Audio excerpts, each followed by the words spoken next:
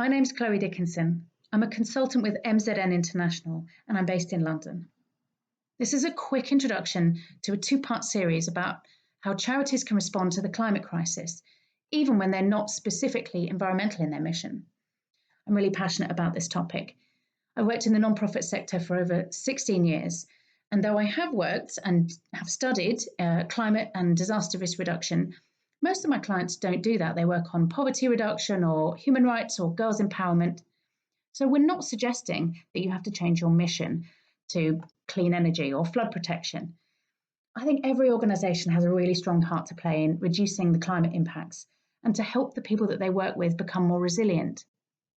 Climate change is already impacting people and it will impact on everyone.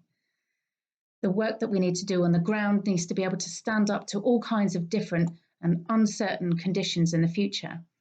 And on top of that, our organisations are going to have to work differently to be more adaptive, and that's something we've seen throughout the COVID pandemic.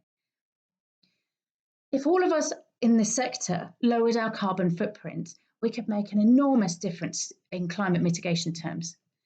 I mean, it's the right thing to do, but donors are also expecting it, and so is the public. So this series gives some practical tips on what you can do to respond. In part one, that we look at ways that your carbon footprint can be lowered to less than the amount of greenhouse gases that your organisation emits.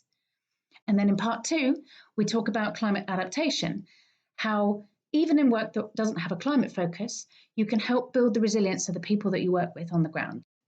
And we also talk about ways that you can adapt your organisation itself to be fitter for an uncertain future.